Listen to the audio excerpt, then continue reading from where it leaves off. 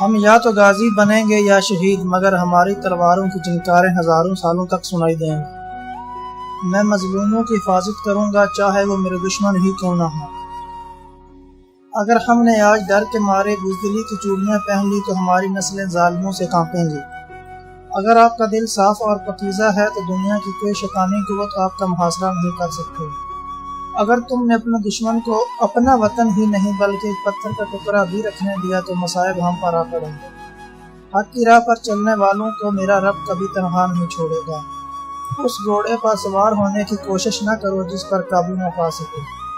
ہمارے دلوں میں کیا ہے ہم اپنے الفاظ اور اپنی موت سے ظاہر کریں گے۔ حق کے راستے میں اگر ساری کائنات بھی تمہارے خلاف ہو تو تم یقین رکھو کہ اللہ پاک تمہارے ساتھ ہے۔ جب تک ہم اللہ پاک کے راستے پر چلیں گے کوئی بھی ہمیں ہمارے گھٹنوں کے بل نہیں گرا سکتا۔ اصل ہیرو وہ ہوتا ہے جو نیچے گرتے ہی اٹھتا ہے۔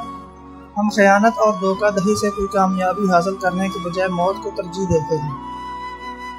تلوار اس کے ہاتھ میں سجتی ہے جسے چلانی آتی ہے۔ دو طاقتیں ہیں، ایک تلوار دوسری عقل۔ آج تک کوئی ایسی تلوار ایجاد نہیں ہوئی جو عقل کو ہرا سکے۔ جدوجہد ہماری مگر فتح اللہ پاک کی ہے۔ تمام جہاں بھی اگر ظالم ہو جائے تو بھی ہم ظلم سے ڈرنے والے نہیں۔ جس کا کوئی خواب نہیں اس کا کوئی مستقبل نہیں۔ ہمارے دشمن کی طاقت ہماری بہادری کی علامت ہے۔